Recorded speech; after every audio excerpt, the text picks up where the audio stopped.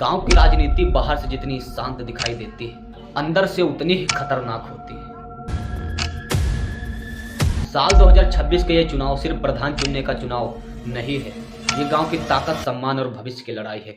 हर गली में चर्चे है, कोई तो गांव में बदलाव चाहता है तो कोई अपनी कुर्सी बचाना। लोग हाथ जोड़कर वोट मांग रहे हैं, लेकिन हर मुस्कान के पीछे एक अलग ही खेल छिपा है। लेकिन दोस्तों, गांव की भीड़ तय करेगी कि असली सत्ता किसके हाथ जाएगी। उसके हाथ जाएगी या सिर्फ झूठे वादे करता हो, या उसके हाथ जो सच में गांव बदलता हो। और इस चुनाव में भाषण ही नहीं होंगे, बल्कि कई रिश्ते ऐसे टूटेंगे, दोस्त दुश्मन बन के निकलेंगे और ऐसे ऐसे सच आएंगे सामने कि जिनसे सुनकर पूरा गांव हिल जाएगा।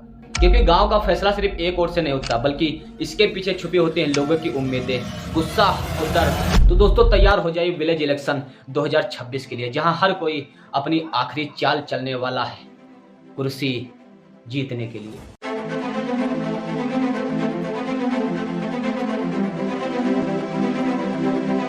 नमस्कार दोस्तों, गांव में चुनाव यानी प्रधान चुनाव लोकतंत्र की सबसे छोटी मगर सबसे बड़ी इकाई मानी जाती है। 2026 में भी चुनाव की प्रक्रिया वही होगी जो भारत में संविधान और राज्य चुनाव आयोग के अनुसार होती है।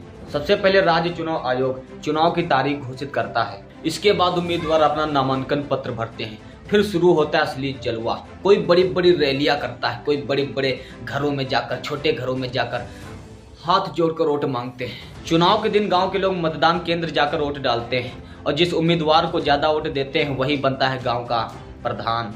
लेकिन सवाल यह है कि चुनाव करवाता कौन है? गांव के चुनाव आयोग करवाता है। हर राज्य में एक स्टेट इलेक्शन कमीशन होता है जो पंचायत और नगर निकाय चुनाव की पूरी जिम्मेदारी संभालता है। और चुनाव के दौरान पुलिस, सरकारी कर्मचारी, शिक्षक और प्रशासनिक लोग लगाए जाते हैं ताकि चुनाव अच्छे से हो सके। दोस्तों, बहुत बात कर ली चुनाव के बारे में। अब बात करते हैं कि एक अच्छे प्रधान बनने में कौन कौन से गुण होने चाहिए। क्या जनता को बेवकूफ बनाया जा सकता है? अगर प्रधान होशियार हो तो जनता बेवकूफ बन सकती है। प्रधान ऐसा होना चाहिए जो गांव की समस्या समझे, लोगों के बीच बैठकर बातें करे, ईमानदार हो और सभी जाति धर्म को बराबर मानता हो। दोस्तों, प्रधान का काम सिर्फ सड़क या नाली बनवाना नहीं होता, बल्कि उसे गांव के विकास, सरकारी योजनाओं और लोगों का ध्यान भी रखना पड़ता है।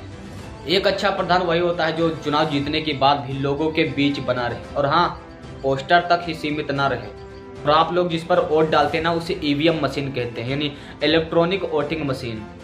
और आज भारत में ज्यादातर चुनाव ईवीएम से होते हैं। पहले बैलेट पेपर इस्तेमाल किया जाता था।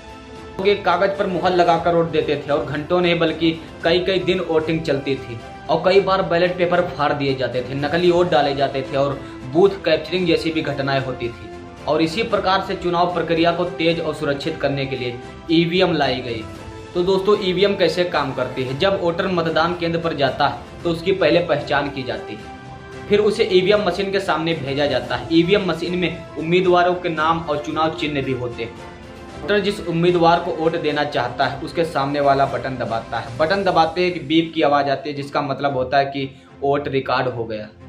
हाँ, अब बात है सबसे जरूरी सवाल की कि कौन चुनाव लड़ सकता है।